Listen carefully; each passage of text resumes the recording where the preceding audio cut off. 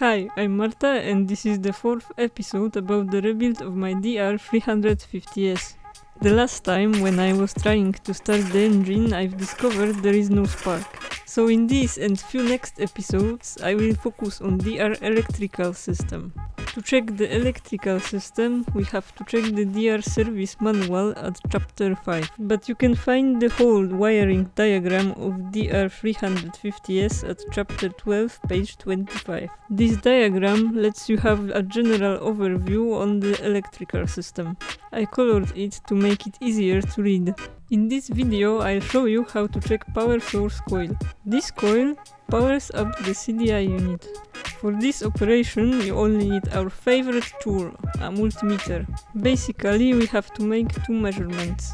First is the resistance measurement of the coil. Second is the measurement of the voltage generated by the coil. The measurement is described in the service manual at chapter 12, page 21.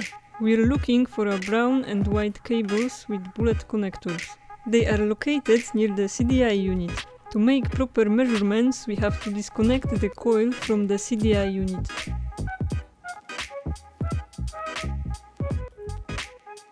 Next, we can measure resistance of this coil.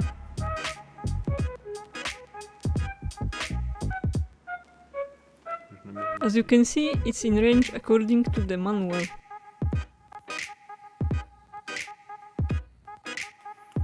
Finally, we can check voltage generated by the coil. First, we have to switch the multimeter for the measurement of the AC voltage. It's a good idea to hold the compressor lever to make it easier. Now we can start kicking. You should notice a value from 50 to 80 volts if you're kicking too weak. If you're kicking properly, the voltage value should reach from 100 to 130 volts. It looks like in my case the power source coil is not a cause of the problem with the spark. So I have to search further for faults in the electrical system in upcoming episode. Thanks for watching! If you enjoyed, leave a like and stay tuned for the next videos documenting DR rebuilding.